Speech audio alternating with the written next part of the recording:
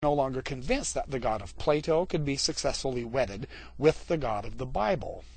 So we have these main players. We have Arius, we have Alexander, and we have Athanasius, along with the Emperor Constantine, of course.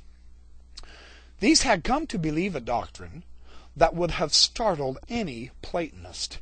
They considered that God had created the world out of nothing, ex nihilo, basing their opinion on Scripture. Well, in fact, Armstrong says, Genesis had not made this claim. The priestly author of Genesis had implied that God had created the world out of the primordial chaos. This is the Hebrew tohu vavohu. He did not summon the whole universe from an absolute vacuum. This is what was entirely new with the Council of Nicaea. It was alien to Greek thought, and it had not been taught by such theologians as Clement and Origen, who had held the Platonic scheme of emanation. Well, by the 4th century, though, Christians shared the Gnostic view of the world as inherently fragile and imperfect, and so on and so forth. It was separated from God by a vast chasm.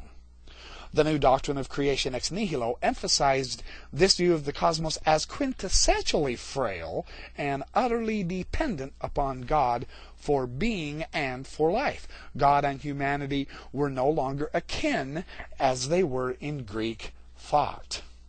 God summoned every single being from an abysmal nothingness, and at any moment he could withdraw his sustaining hand. There was no longer a great chain of being emanating eternally from God. There was no longer an intermediate world of spiritual beings who transmitted the divine mana to the world. In other words, men and women could no longer ascend the chain of being to God by their own efforts. Now, the Christians knew that Jesus Christ had saved them from death and hell, and they were going to be resurrected. They had been redeemed from extinction, and they would one day share the existence of God. And this existence of God, of course, included being and life itself. Somehow Christ had enabled them to cross the gulf that separated God from humanity. They understood all this already, see? The question was, how had he done it? On which side of the great divide was he?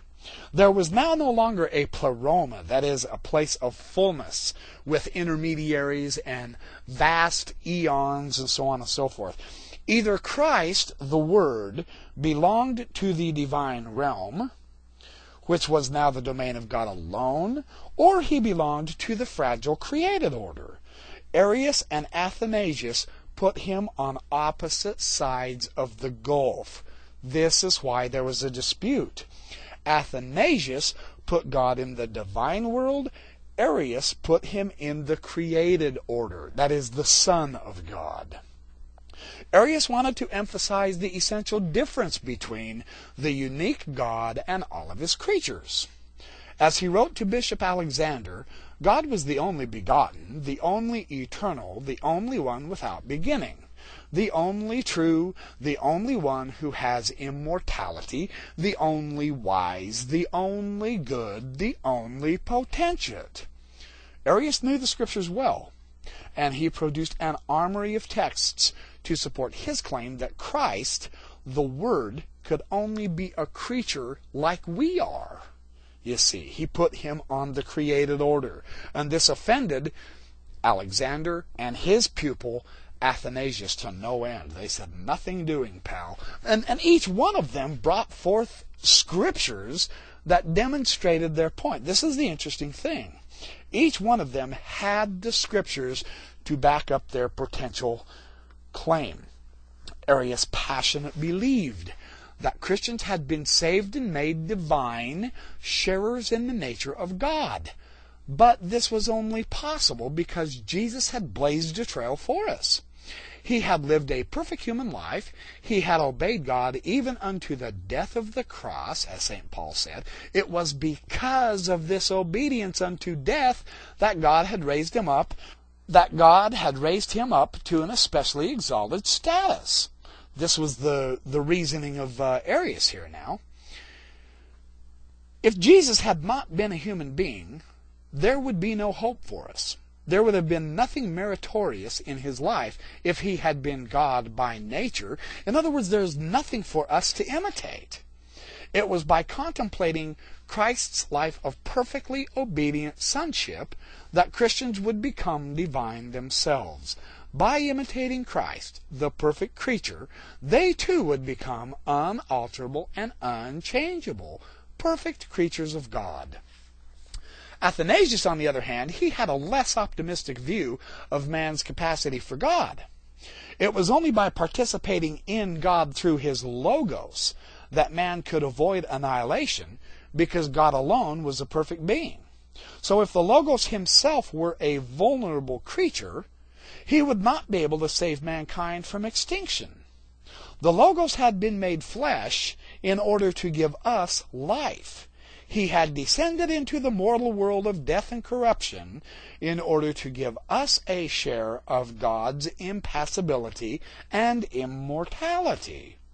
But this salvation would have been impossible if the Logos himself had been a mere frail creature. See, this was Athanasius' point of view. This is where they fought and argued constantly.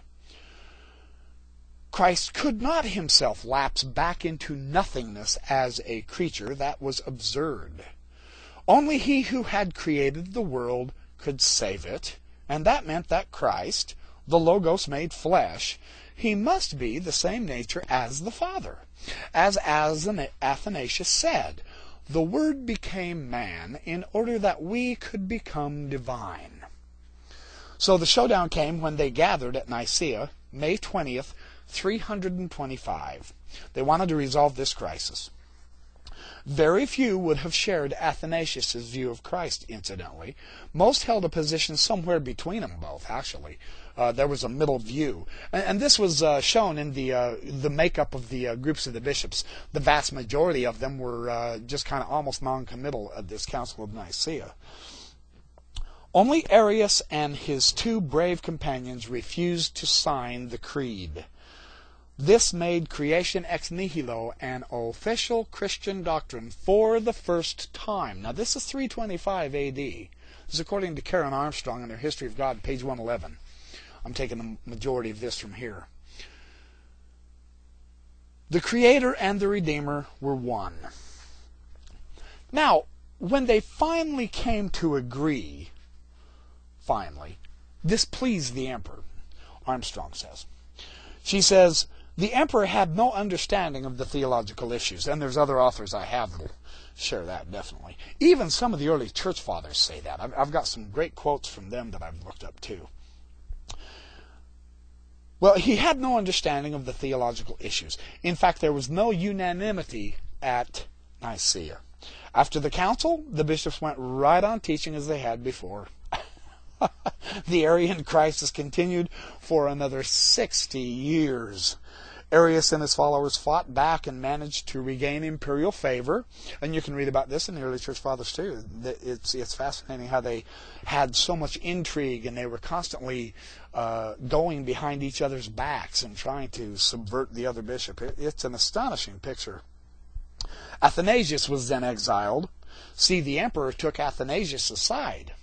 But then later on, Arius was accepted in, and Athanasius was exiled. And he was exiled no fewer than 5 different times. It was very difficult to make his creed stick. In particular, the reason why, of course, is his very famous Greek word, homoousian. Literally means made of the same stuff. This was controversial because, of course, it was unscriptural. It was not a term used in the Bible. Now, this is interesting. They had to resort to using a non-biblical term to describe the biblical God. You see, this is part of the problem that the Arians had. And it had materialistic association. Thus, 2 copper coins could be said to be homoousian because both derived from the same substance, you see. Well, further, Athanasius' creed begged many important questions. It stated that Jesus was divine, but it didn't explain how the Logos could be of the same stuff as the Father without being a second God. So in 339, Marcellus, the